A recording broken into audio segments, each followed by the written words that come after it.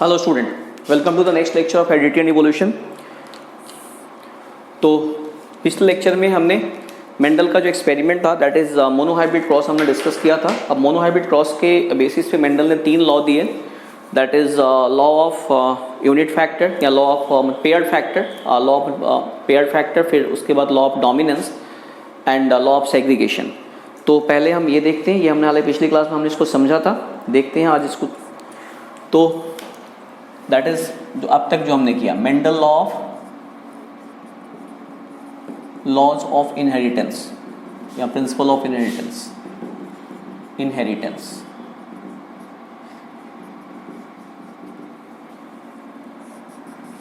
देखिए यहाँ पे तो हमारे पास इसमें 3 लॉ हैं, 4 लॉ हैं बेसिकली, लेकिन जो मोनोहाइब्रिड क्रॉस के बेसिस पे जो लॉ है उसमें हमारे पास 3 लॉ आते हैं।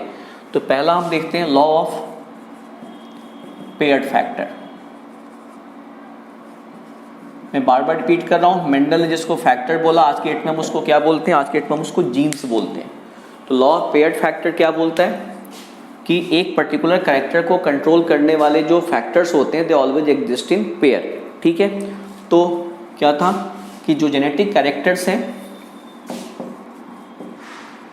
द जेनेटिक कैरेक्टर्स और ट्रेट्स आर कंट्रोल्ड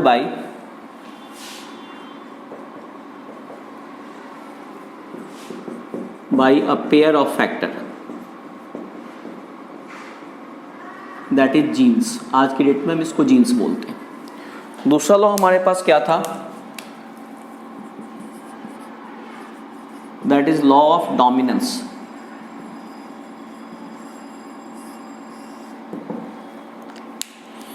तो क्या था, अगर एक पर्टिकुलर ट्रेट्स को कंट्रोल करने वाले 2 एलील्स हैं तो उसमें से एक क्या होता है, दूसरे के ऊपर डोमिनेट कर जाता है। तो इन एन इंडिविजुअल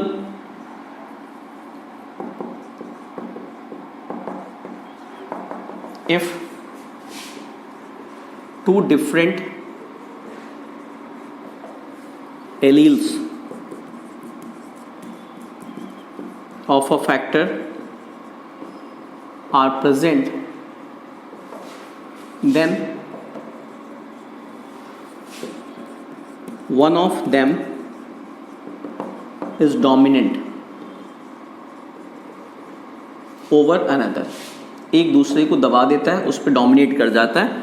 जैसे हमने कैपिटल टी और स्मॉल टी के केस में देखा था, कैपिटल टी क्या होता है? डोमिनेट कर जाता है। And now the third law, that is law of segregation.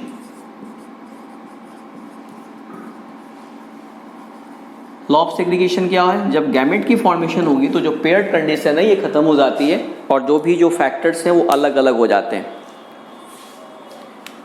तो the paired alleles of a factor are segregated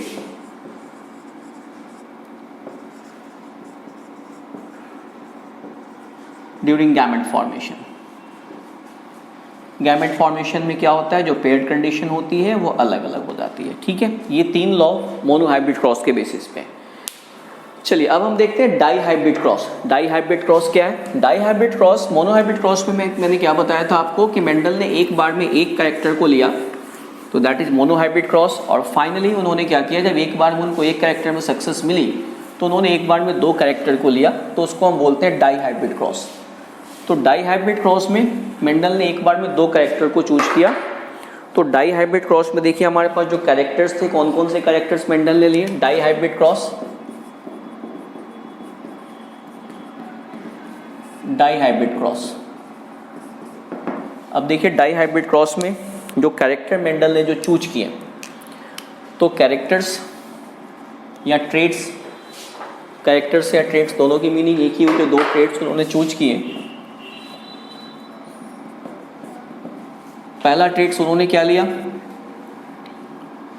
shape of sheet. Shape of sheet, shape में उनको 2 वेरिएंट मिले उन्हें। मटर में क्या होता है, कुछ जो होते हैं बिल्कुल कुछ जो मतलब मटर होते हैं वो आप ग्रीन होते हैं और कुछ येलो होते हैं। हम पहले शेप की बात कर रहे हैं। तो शेप में क्या होता है, कुछ तो बिल्कुल राउंड होते हैं और कुछ थोड़े से रिंकल्ड होते हैं, ऊबड़ खाबड़ होते हैं। तो शेप में राउंड, राउंड के लिए उन्होंने एलील आर लिया, round wrinkled, round wrinkled, wrinkled के लिए उन्होंने स्मॉल आर लिया, ठीक है। और दूसरा जो उन्होंने लिया character that is colour of seed. Again colour में उनको दो वेरिएंट मिले, कौन कौन से कलर में उनको जो वेरिएंट मिले दैट इज येलो, इसके लिए मैं कैपिटल वाई लिया उन्होंने, yellow and green that is small Y. अब उन्होंने क्या किया कि जो पेरेंट वन उन्होंने लिया, पेरेंट वन में उन्होंने क्या किया, पेरेंट वन में जो डोमिनेंट था उनको रिसेसिव के साथ क्रॉस कराया। जैसे पहले में लिया था कि टॉल को ड्वार्फ के साथ क्रॉस कराया, तो यहाँ पे क्या है, parent one round yellow, round yellow यानी वैसा मटर जिनमें सीड का शेप राउंड येलो था और सीप का शेप राउंड था और कलर येलो था, को रिंकल्ड ग्रीन के साथ क्रॉस कराया, रिंकल्ड ग्रीन। ओके, अब यहाँ पे देखिए राउंड के लिए कैपिटल आर लेंगे हम, और येलो के लिए कैपिटल वाई, रिंकल्ड के लिए स्मॉल आर, ग्रीन के लिए स्मॉल वाई। मान लीजिए ये वाला पेरेंट मेल है, ये वाला पेरेंट फीमेल है। अब यहाँ जो गैमेट बनेंगे एक ही तरह के गैमेट बनेंगे। यहाँ पे गैमेट क्या बनेगा, एक ही तरह का कैपिटल आर कैपिटल वाई, यहाँ एक ही तरह का स्मॉल आर स्मॉल वाई। तो जब इनकी फ्यूजन होगी तो F1 जनरेशन पे जो प्लांट होंगे they are capital R capital Y small Y. बस सारे के सारे जो F1 जनरेशन के जो प्लांट होंगे वो उनकी जेनेटिक कॉम्बिनेशन ये होगी। यानी अब ये देखिए इसका फिनोटाइप क्या होगा, the phenotype will be this is dominant, तो क्या हो जाएगा ये राउंड, फिर येलो डोमिनेंट है तो सारे के सारे क्या मिलेंगे, राउंड येलो, राउंड येलो। जो जैसे वहाँ पे हुआ था मोनोहाइब्रिड क्रॉस में F1 जनरेशन पे जो मिले थे वो कैपिटल क्या था, वो कैपिटल टी स्मॉल टी मिले थे, लेकिन ये डोमिनेट कर जाएगा तो सारे के सारे टॉल। तो यहाँ पे भी कैपिटल आर स्मॉल आर पे डोमिनेट करेगा तो सारे के सारे राउंड, और कैपिटल वाई स्मॉल वाई पे डोमिनेट करेगा तो सारे के सारे येलो यानी राउंड येलो मिलेंगे, यानी ये वाले सारे मिलेंगे। अगेन उन्होंने उसी प्रोसेस को रिपीट किया। अब उन्होंने क्या किया कि ये जो F1 जनरेशन के दे आर इसको क्या बोला उन्होंने, F1 generation, first filial generation.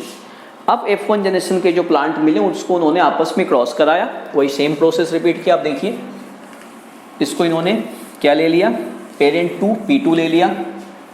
देखिए यहाँ पे F1 जनरेशन के जो प्लांट है उसको P2 ले लिया, parent 2 that is capital R small are capital Y small Y, again capital R small are capital Y small Y, ठीक है। This is parent 2। अब देखिए कितने तरह गैमेट्स बनेंगे, कैपिटल आर स्मॉल वाई, फिर कैपिटल आर स्मॉल वाई। इसका देखिए small are capital Y small Y. यहाँ पे वही चार तरह के, ये मेल पेरेंट्स हो गया, मान लीजिए ये अगर मेल पेरेंट है ये फीमेल पेरेंट है, तो यही चार तरह गैमेट यहाँ भी बनेंगे, capital R capital Y, capital R small Y, small are capital Y and small are small Y. अब इसको ऐसे एरो से दिखाना तो बड़ा ये हौच-पौच हो जाएगा, तो आरसी पनेट ने एक मेथड दिया that is called Punnett square. तो उसके अकॉर्डिंगली हम देखते हैं कि इसमें किस ढंग से कॉम्बिनेशन होगी। देखिए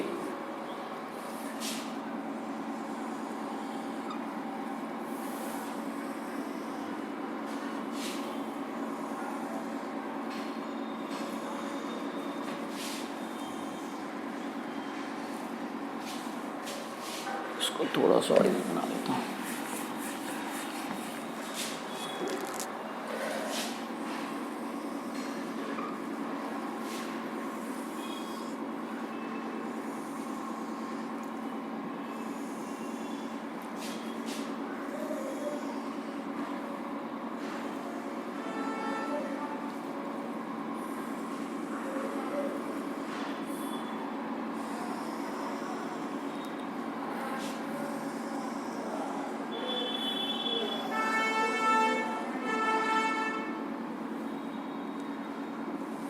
ओके, एक तरफ हम गैमेट ले लेते हैं। यहाँ देखिए ये हमारे पास गैमेट्स हैं, एक तरफ मेल गैमेट, एक तरफ फीमेल गैमेट। पहले गैमेट को हम लिखते हैं capital R capital Y, capital R small Y, small are capital Y, फिर स्मॉल आर स्मॉल वाई। यही चार तरह गैमेट यहाँ पे।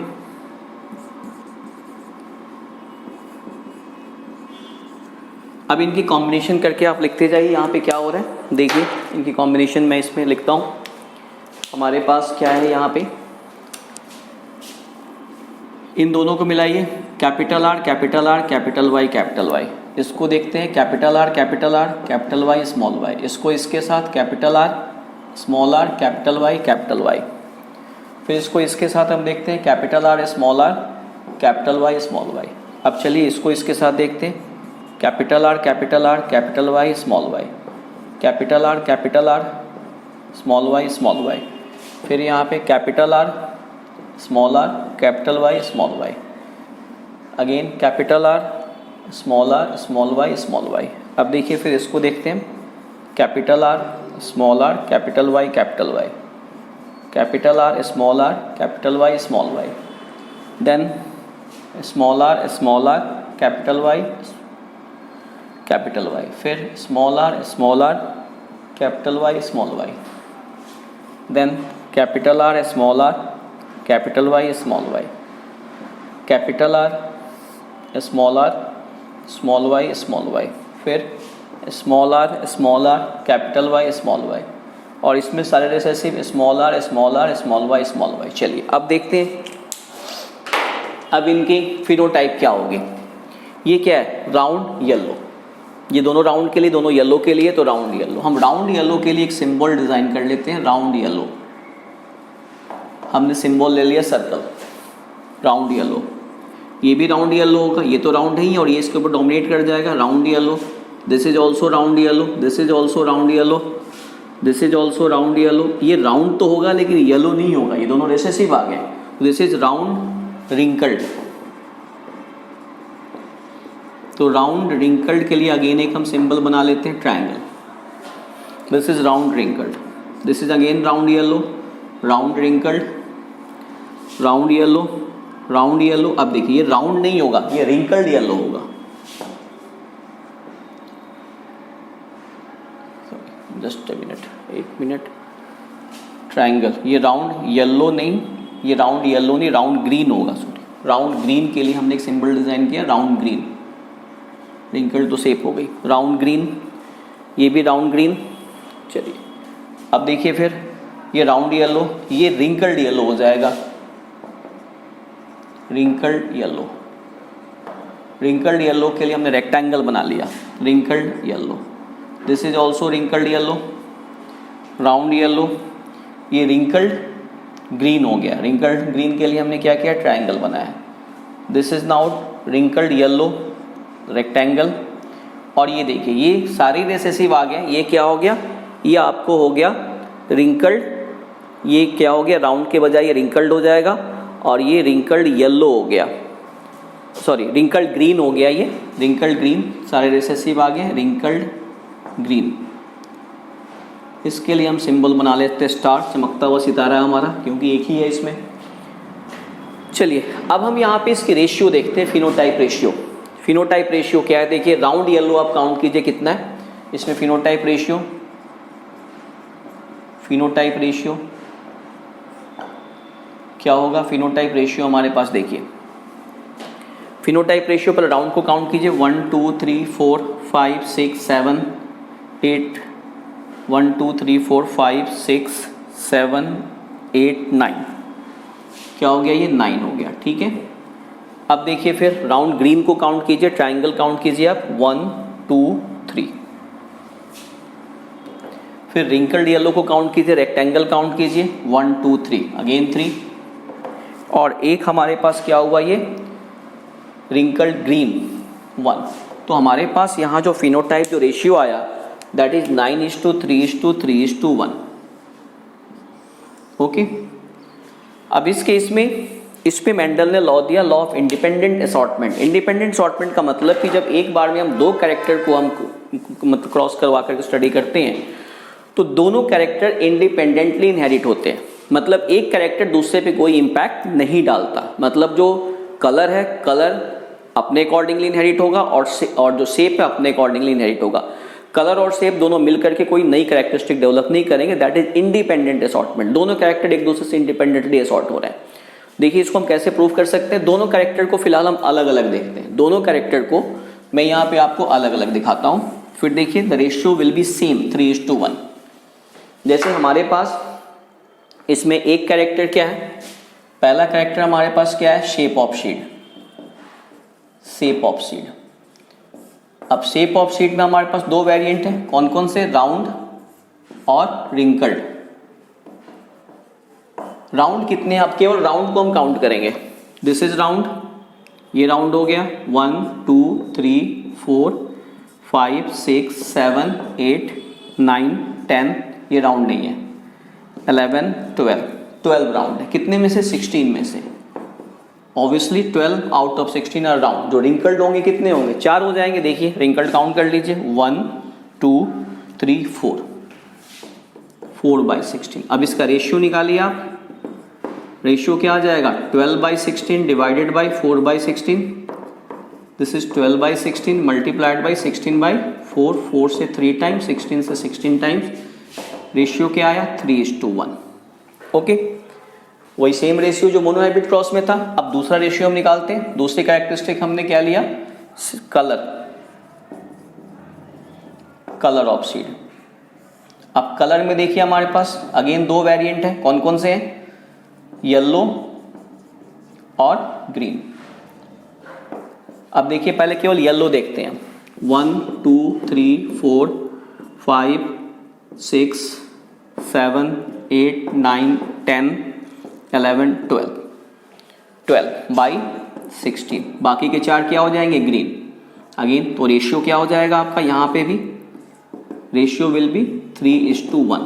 तो दोनों रेशियो का सेम आना इस बात की तरफ इंडिकेट करता है कि हमारे पास दो कैरेक्टर मिलकर के कोई नई कैरेक्टरिस्टिक डेवलप नहीं करते, अपने अपने ढंग से इनहेरिट होते हैं। That is law of independent assortment.